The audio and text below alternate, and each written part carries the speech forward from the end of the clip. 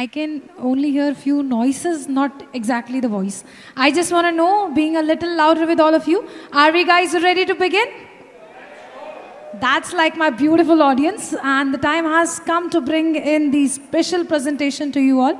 And for this, I am privileged to bring up the president, being the moderator today with all of us. I am requesting Mr. Gaetano Cavalieri to please take over the stage. Bring your hands together for him, everyone.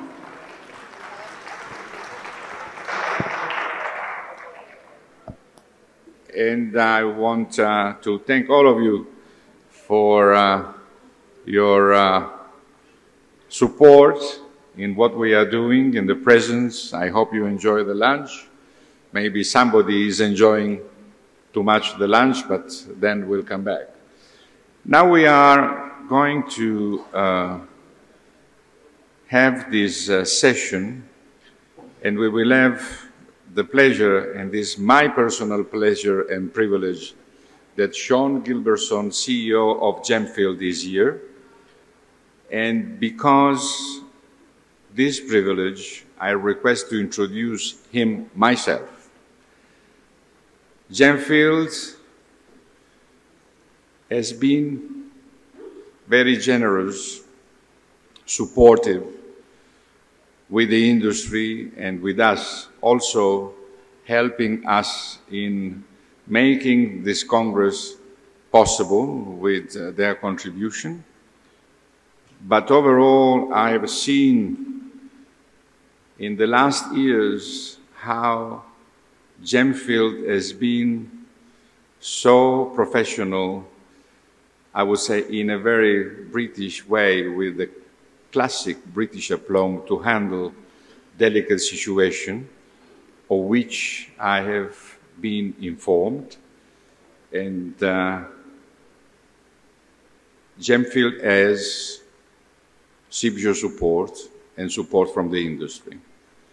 An extra reason why in this city, in this country, in this region, we want to celebrate the beauty of the colorstone, especially the one that Gemfields is capable to bring to our desk, to our offices. Working together is a pleasure. Sean, please, the floor is yours.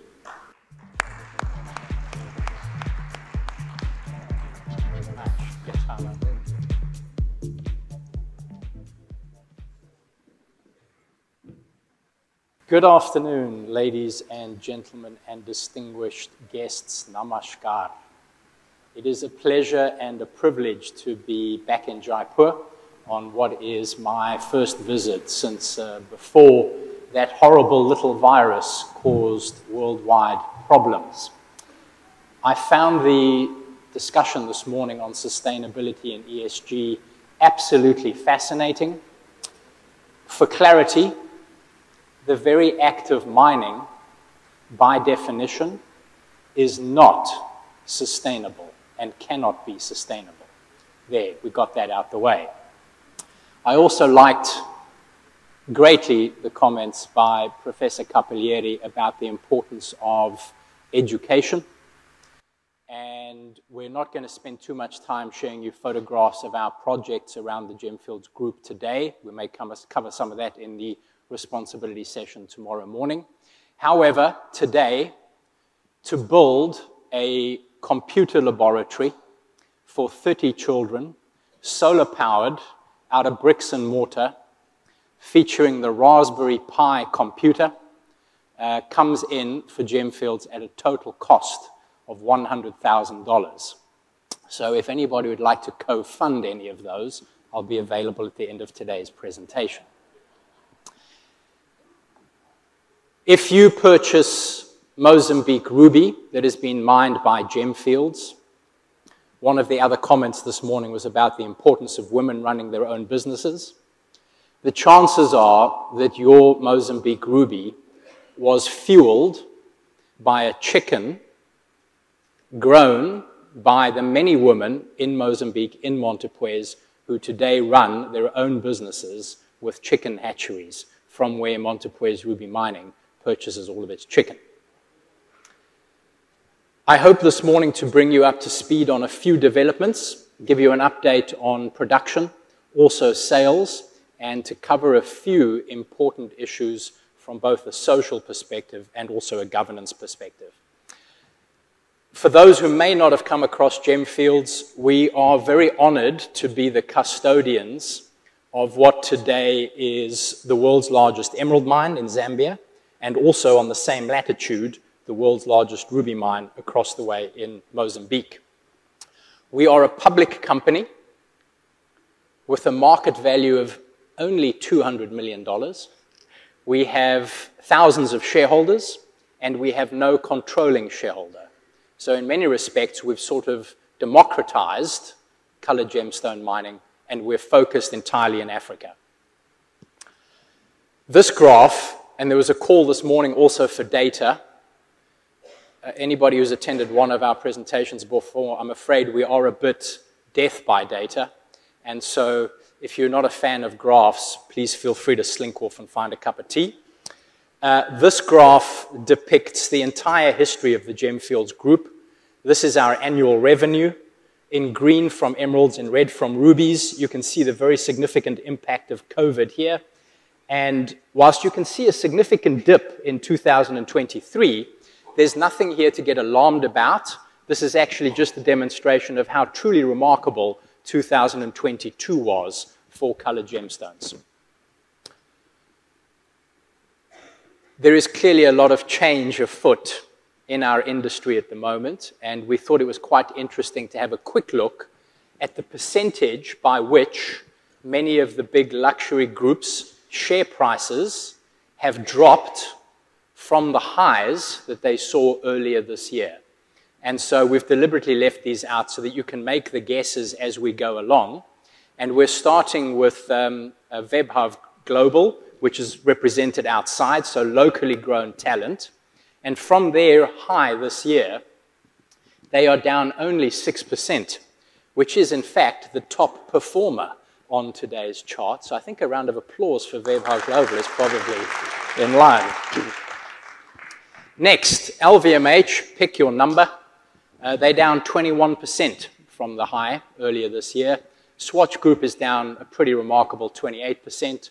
Kering down 29%, Richemont down 29%, Chow Tai Fook down 35%, and perhaps something of a special case in Watches of Switzerland, given a recent acquisition of Bucherer by the Rolex Foundation, down 48%.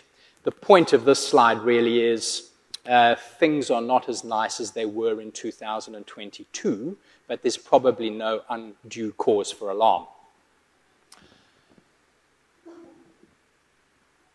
United Nations Comtrade data. For anybody who's ever played with this, it's not a lot of fun. It's quite complicated, and a lot of the data is quite late. We actually tried to do this graph in the ICA Congress in Dubai, and 2022 showed up as being about this big, because by the end of February, nobody had delivered any of their data. There is actually still quite a lot of 2022 data missing from this. And this is emerald, ruby, and sapphire worldwide, and it includes semi-worked and also unworked stones. And I think the key takeaway here really is to see that COVID 2020, the bounce back to 2022, insofar as exports are concerned, we're pretty much sitting at an all-time high, which I think is excellent news. And there are many countries here, like Madagascar, who have not yet contributed their 2022 data, and therefore we'd expect that to go up even further. We've covered what's included in that graph. I think the other two that are interesting to look at are India, where India is so big in emeralds, rubies, and sapphires. This is the only chart you've got to do in billions of dollars, other than the one we've just looked at. Everything else is in millions of dollars. And so India's imports in 2016 hit a gawping $2 billion, with obviously the domestic consumption resulting in perhaps not as much being exported as one might assume from first principles. By contrast, and so just remember that's billions of dollars, India was importing $2 billion, and in 2022 exported about $500 million. If we move across to Sri Lanka, the graph kind of suggests Sri Lanka doesn't really import gemstones, which is somewhat surprising. But of course, the exports from Sri Lanka here look quite significant. You had $500 million for India, and you've got about $200 million in 2022 for Sri Lanka. So that was kind of interesting. And then the final bit of UN Comtrade data should be Madagascar. Madagascar, I think most people in this room will probably recognize as one of the major exporters of colored gemstones around the world. Yet, they are stuck at these apparently miserable $5 to $15 million per annum of exports. Something is not right in this picture. And the gemstones, in short, are leaving Madagascar at a fraction of their true international value. On the subject of Madagascar, in about April of this year, we had discussions about operating in Madagascar. Those discussions included the Chief of Staff to the President of Madagascar and one of her associates. During the course of our discussions, we were asked for an improper payment. And we reported that improper payment to the authorities in the United Kingdom. And on the 12th of August, so 2 months ago, the Chief of Staff to the President of Madagascar, together with her associate, were arrested by the authorities in London, and they remain in detention. And the trial will start in February of next year. There is a presidential election taking place in Madagascar starting in November of this year. Quick update for you in terms of sales and production of rubies. On the left-hand side, you've got the total value in millions of dollars of each and every auction of Mozambique rubies that we've run to date. And you can see that starts back in 2014.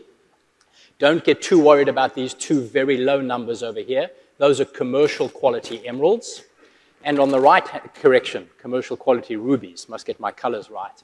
And on the right-hand side, this is the total weight of rubies offered at each one of those auctions. When you see this kind of huge weight, that's what gives you this little tiny value over here. So there's such an enormous concentration of money in a very small proportion of the weight. In fact, about 70% of our revenue comes from about 1% of our rubies. In terms of the price per carat at the various auctions that we've run, these outliers are higher quality auctions, and most of these others, with the exception of these two over here, which are commercial quality, these are the mixed quality auctions. And in terms of price per carat, the message that I'm very happy to deliver is healthy pricing trend. Long may that last. And when we look at production from the Montepuez ruby mine, we're focusing here now on the premium rubies, which generate about 70% of our revenue. This is the monthly production, and what we like to see, a safe number, is 10,000 premium carats per month. And you can see it's very, very volatile. We closed the mine for a year in COVID, kept all of our employees on board, but subsequently, our general production profile has been deteriorating, and we have been struggling for premium ruby from the Montepuez ruby mine. That's the monthly data. If we annualize that, and each of these bars now includes the preceding 12 months. So it's the annual production in the preceding 12-month period. 10,000 a month should give us 120,000 a year, and you can see we've only hit that once. Evaporated in COVID, and you can clearly see that we've been struggling to get premium rubies from the Montepuez ruby mine. It is a little bit like a casino. It is a natural product. The geology is very tricky, and we sincerely hope that the production levels will return in the not-too-distant future. Looking at the same data for the Kagem emerald mine in Zambia, this is the number of $1 million that's come from each one of our auctions. In green, you've got the higher quality auctions, and in yellow or orange, you've got the commercial quality auctions. And you can tell that in the period 2016 to 2018, There is a distinct softness that was caused in part by Indian demonetization, the Nirav Modi fraud, and some issues in real estate markets, which can't always be helped. In terms of the price per carat at those auctions, same graph here, but please note two different axes. The commercial quality in yellow or orange is on the left-hand axis, and the higher quality is on the right-hand axis in dollars per carat. And again, similar message, fortunately, healthy pricing trend. To put that in context, since we started working with the Kagem Emerald Mine, the production has gone up 4-fold, and the revenue has gone up 15-fold. So an interesting attribute about the colored gemstone market, which is not an efficient market, you can have more supply, more demand, and more price by virtue of the fact that it's not an efficient market. And if we look at the premium emerald production at Kagem, again, this is the monthly data, impact of COVID, and you can see that we've been struggling to get premium emeralds out of the ground at the Kagem Emerald Mine also. If we annualize that, so this is the 12-month rolling data, or the last 12 months, again, fairly significant drop towards the back end here. And in fact, for the first time in probably a decade, we recently announced that we were pulling an auction. And our November auction of higher quality emeralds will now not go ahead because we did not want to come to market with a suboptimal offering for our clients. And therefore, our next high-quality emerald auction will probably take place in February or March of next year. Just to give you a rough idea, everybody's heard about inflation as being one of the problems in, well, all over the planet. These are the annual operating costs of the Kagem Emerald Mine. You can see the dip during the COVID period, but then just note how unbelievable the increase in operating costs have been for this mine. So it costs us at the moment $60 million a year to keep the Kagem Emerald Mine going. And just to work out how the mining happens on a daily basis and how difficult it is to find emeralds, every day at the Kagem Emerald Mine, on the left-hand side, we move 38 million kilograms of rock. And by the time that you've done the math, what actually brings in our revenue is 120 grams of emerald out of 38 million kilograms. So the concentration that you're looking for is 0.003 parts per million. So phenomenally difficult. I'd like to just spend a couple of minutes on a topic that covers both social and governance. And that is the philosophy that we very much believe in at Gemfields about how people should approach natural resources in any country. The first point is that presumably no one in this room would disagree with the statement that the gemstones in the ground, or indeed any natural resource, are the birthright of the host country citizens. Hearing no disagreement, we then take the philosophy that if you have a financial problem, you get a professional banker. If you have a legal problem, you get a professional lawyer. If you have a natural resource which has to be converted into local benefit, get professional people to come and do the job for you. They should take the risk, and if they do that job well, they should get paid well. If they don't do that job well, they shouldn't get paid well. And so with that in mind, mining companies or natural resource exploiters should technically be seen only as service providers who are in effect the custodians of the natural resources, whose task it is to mine it responsibly, beneficiate it to the extent that brings the maximum money, sell it overseas where the price is highest, and bring 100% of that money back home so that your profit is booked locally, your taxes are paid locally, and of course you've got the money with which to pursue projects in the local communities. And so therefore, unlike the debate that we very often get bogged down in our industry, for us, this is not about small scale, large scale, artisanal or otherwise. Our model may not be right, and our model may not be the one that best suits these objectives. But I think what we should all be focused on is working out whichever model brings the most benefit to the host country and its citizens from their natural resources. And in that light, we have been fortunate during the development of Gemfields in pioneering two things. The first is that we sell all of our gemstones overseas to international customers, and it's actually the local mining company in Mozambique or Zambia that issues the invoice from Mozambique or Zambia to the international customer. And so the international customer, paying top dollar at auction, sends the money back to Mozambique or back to Zambia to the mining company, and that's where the profits are booked.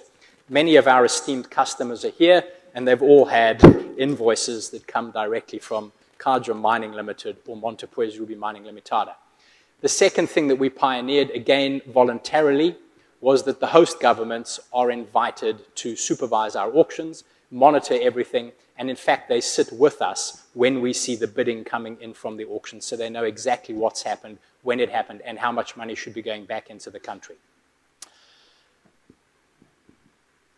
In essence, what we're saying is, if you are the custodian of somebody's natural resources, there should be no secrets for mining companies, no secrets for natural resources companies. And isn't it amazing in 2023 that there still isn't a basic school grade, A, B, C, D, E, for mining companies that gives you an indication of whether or not they're doing a good job of converting the natural resource into local benefit. And so, whilst this is a million miles from perfect, we have proposed something which we call the G factor for natural resources, which stands for good practice, government, and governance. And what we do with the G factor is we simply take the mineral royalties, the tax on revenue, plus the corporation tax, which is the tax on profit, and those two together we divide by the revenue from that resource. And therefore it gives you a percentage that tells you what percentage was paid to the host government of that country. And so here you can see for 1 year, for 5 years, for 10 years, and since Gemfields got involved with the Montepuez Ruby mine, which goes back to 2011, 23% of our revenue, just to be clear, it's not our profit, it's 23% of our revenue has gone to the Mozambican government in mineral royalties and in corporation tax. And imagine how much better our collective governance of natural resources would be if every company involved in mining, fishing, timber, oil, gas, had to publish this number. Because you could run your list down the page and go, these guys are doing a good job, give them another license. There's something wrong with these guys, let's figure out what it is and make the world a better place. Just looking briefly at Mozambique. This is a chart which one of our bright individuals in London worked out for us based on data that comes from the World Bank and from Delve. And on this index, you've got the World Bank's Government Effectiveness Index. So this is low government effectiveness, that's high government effectiveness. And on the x-axis over here, we've got the Corruption Control Index. So no corruption control and very high corruption control over there. And the size of each one of these discs is the number of artisanal miners in a particular country. And I think the trend on that graph is remarkably clear. And the way in which we've interpreted this, and certainly people might have different interpretations, is that if you want a quick finger on the pulse assessment of how good a government is at looking after its people, at educating them, at providing jobs, at controlling corruption, you can look at the number of artisanal miners in the country. That is a direct proxy for how good or bad a government is in looking after its people. And so very often, as an industry and many other industries get stuck in the woods, rather let's say get stuck in the trees, and we're focusing on the details and about little projects, and we forget to step back and look at the woods and address the disease rather than simply the symptoms. And this is the disease. And so in the past, when we've showed this graph, we've sometimes been accused of showing it as a sort of anti-artisanal mining graph, which it just is not. This is an anti-bad government graph. And so many of the ills that we encounter in our industry come from bad governance, bad government. And I think there's a lot more that many of the pressure groups can do in order to bring these issues to light. It's also notable that insofar as artisanal mining is concerned, there are so many projects and so many great initiatives, yet where is the organization or body that is tracking the number of life-changing injuries or the number of fatalities that arise as a result of artisanal mining? How is it possible in 2023 that if we're a sentient society that nobody is doing that work? Looking briefly at supply of rubies from Mozambique, depending on whose figures you believe, and the figures sometimes are very confusing, Montepuez ruby mining probably produces maybe 45 to 55% of the world's rubies. Mozambique's overall share is much higher than that. And insofar as Montepuez ruby mining is concerned, by value flowing into Mozambique, we produce about 93% of Mozambique's rubies. You then also have a very significant informal and illegal supply sector. This sector is characterized by illegal syndicates. It is extremely rare that the individual artisanal miner would be working for themselves. The reality is they're often working for syndicates, forced to sell any ruby they find to their particular syndicate boss, and of course those goods leave the country seriously underdeclared in terms of value. And then of course we've also got the rise of other structured miners like Fura and also like Gemrock, where at the moment transparent data is not that easy to come by. In essence, ladies and gentlemen, what we're saying is we need to move to a mine of origin model, not a country of origin model. And not only do we need to know the mine of origin, we need to know the miner of origin. We need to know whether or not that miner got a reasonable price.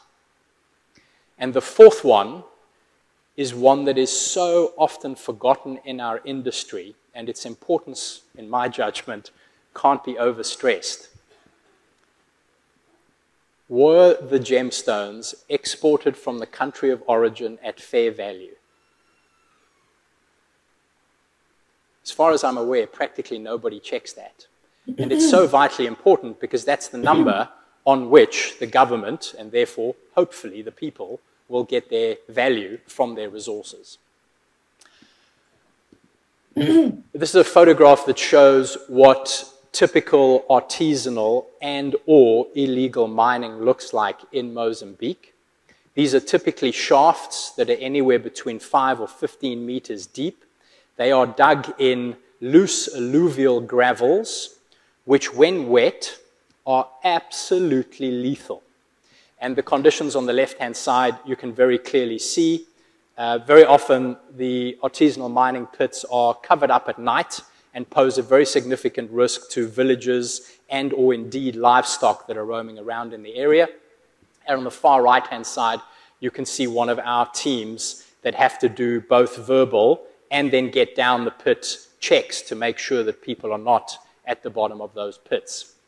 And the next graph is one that, again, I think gets lost in our industry. Many people are out there buying rubies without understanding the mine of origin, the miner of origin, whether or not the miner got a fair price, and whether or not the gem was exported from the country at fair value. And in that process, here's the shocking truth. This is a graph of illegal mining pit collapses in the Montepuez ruby mine, which is a 340 square kilometer area, that we have either been asked to provide humanitarian assistance with, or that have been brought to our direct attention and that we have been able to subsequently verify. In other words, in reality, the true figure is higher than this verified data.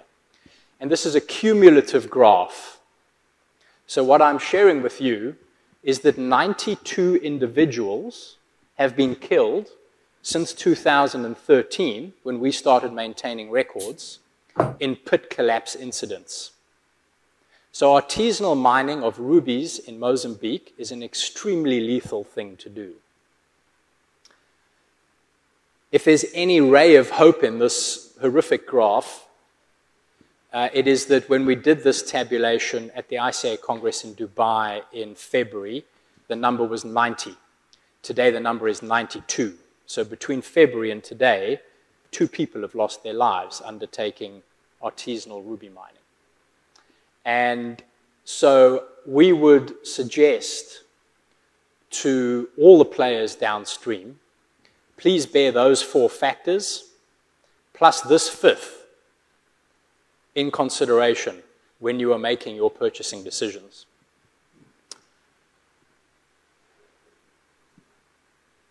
In Madagascar, the gems are evaporating.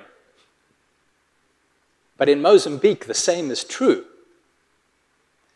And so this graph tracks the Bank of Mozambique's data of all the monetary inflows, cash coming into the country, including cash over 10,000 US dollars, which is supposed to be declared. And in red, you've got Montepuez Ruby Mining's share, and the additional bit on top is the other emeralds, rubies, and sapphires exported from Mozambique since January 2011, which is when the Bank of Mozambique's data starts. So in essence, again, here you see that Montepuez Ruby Mining makes up 93% of the total monetary inflows. That is not to suggest that we have an amazing deposit or that we're such a big mine.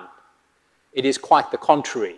What this highlights is the extent to which the other emeralds, rubies, and sapphires from Mozambique are effectively being stolen by under-declaration at the point of export.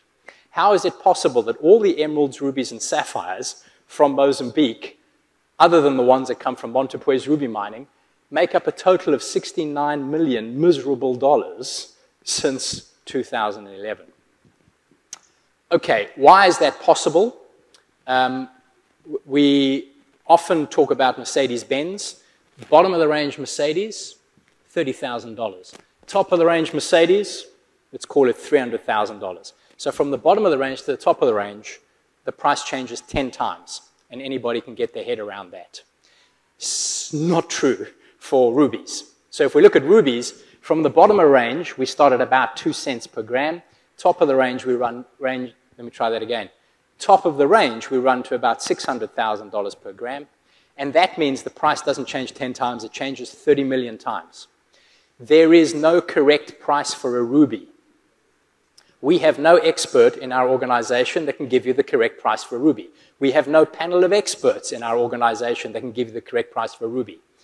And therefore, and this is a really important learning lesson, if we allow the price of the gemstones to be set at the point of export, all hope is lost. Because inevitably, you're going to get unbelievable under-declaration. And that's what we see in Madagascar, it's what we see in Mozambique, and of course it's happened in many other countries, insofar as this particular product is concerned. For interest, when you net all of that down into a single figure, across all of our auctions, you get $142 per gram. So much closer to the bottom, of course, than it is to the top. And so we just reiterate the point. It is the setting of prices at the point of export from a host country that has caused many host countries, and Africa is a continent where we are focused, to literally lose billions of dollars. And a very, perhaps controversial question, if we're very honest with ourselves, but if as an industry we're under-declaring the gemstones from the country of origin, are we not in effect perpetrating a theft on the host country's citizens because they are the ones ultimately that own the resources? Switching universes totally for a minute, I'm going to talk about coal. And this isn't the type of thing that one is supposed to admit in 2023, but a quarter of a century ago, I worked for a short period of time in the coal business. Nobody's perfect. And we set up an industry-owned platform that allowed buyers and sellers in that industry to buy and sell coal. As it happens, that platform is actually still up and running today. The shareholders that got on board included companies like Anglo American, BHP, Glencore, Rio Tinto, and in fact, they are still shareholders in that platform. And it's our view that something similar for cut and polished colored gemstones is a logical next step in the evolution of the colored gemstone industry.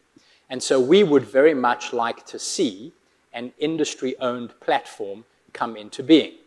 We have taken step number one, and Gemfields has become a minority shareholder in a platform called GemCloud. And after a lot of work this year by the GemCloud team, both on the platform and the software, but also on what was an enormously complicated capital structure, we will soon be inviting other players in the colored gemstone industry who may want to get on board and to help develop and drive forward this platform. And in that light, if you haven't seen the platform before, I would, of course, encourage you to do so.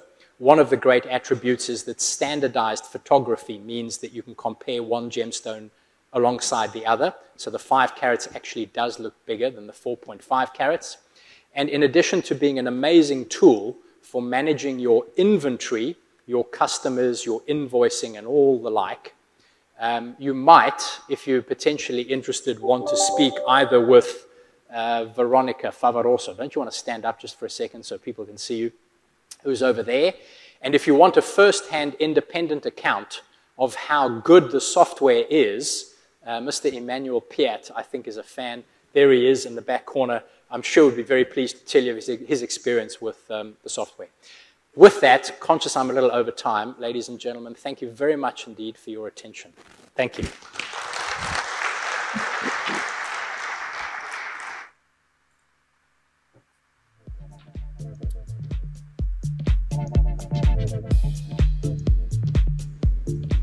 Thank you, Sean. Very interesting and detailed presentation. Is always inspiring to see what Gemfield under your leadership is doing. And needless to say, I was just having a few words with Feriel that the mining company's job, research activities such as Gemfields do, just such as De Beers is doing, and many others, but mainly for both of you are here. It is important to us. We are studying also these conditions, situation on the field, and I think that very soon both of you, diamonds and gemstones, will receive a call from me in order to go forward in that direction, because that's what we want, what the industry wants, what the consumers want. And we have no choice, first of all, because we believe in those principles, second, because it's correct, transparent, ethical, and so on, that we give the right service to the consumer. And not only for the small companies, but also for the big companies, the brands, and many others. So thank you very much. It was very inspiring. Thank you very much. I'm sorry that we are running a little bit late. I know that the other panel is quite ready. I can see on the screen Francesca Manfredi, but I beg your pardon. I need to give the floor to another strong supporter of our industry and CIBGIO, Italian Exhibition Group. Marco Carniello is here. And we have a very close, long relation. My father sent to Vicenza 1966 at the time. I was a baby, by the way. I had somebody that was bringing me by the hand. But in any case, certainly the activity that the Italian exhibition group through VicenzaOro is giving a great contribution to us. So, Marco, let's invite everybody to come to Vicenza, and please come to the stage. Thank you very much.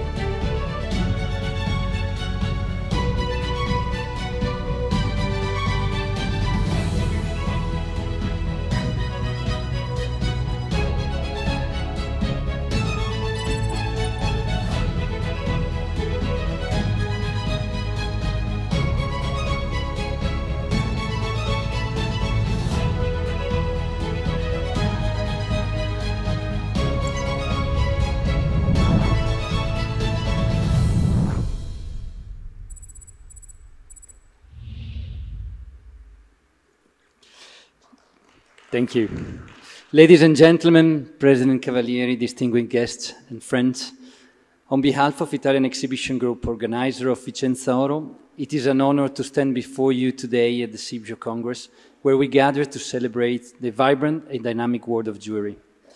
This event marks a pivotal moment for our industry, and I want to emphasize the profound significance of the partnership between CIBJO and Italian Exhibition Group. Modern trade fairs like VicenzaOro are going beyond the pure buying and selling model. They are more and more a vital platform for education and development of the industry. Think of VicenzaOro as a platform to support you, the jewelry community. I thank CIBJO and its president, Gaetano Cavalieri, because it is a privilege for VicenzaOro to be a platform for the CIBJO activities, informative sessions, educational program, all to shape a better jewelry sector, a more responsible and sustainable jewelry world. Since 2017, VicenzaOro increased by plus 35% its international presence. We are one of the top leading B2B jewelry show in the world, and the visitors are coming from more than 130 different countries. And in 2023, we reached the all-time record in terms of number of exhibitors and visitors in more than 70 years of history. And many of you sitting here knows VicenzaOro better than myself. We feel blessed for these amazing results, and at the same time, we feel the responsibility to serve even more this jewelry community, and we decided to give our own contribution. Our long-term partnership with CIBJO will be stronger than ever, and with CIBJO we have the ambition to become the platform that unites all the stakeholders of the global jewelry sector with all its diversity and promote a common vision for the benefit of the next generation. In conclusion, let me also thank the President of the National Gems and Jewelry Council of India, my friend Pramod Agrawal, and the President of the GJPC, Mr. Vipul Shah, for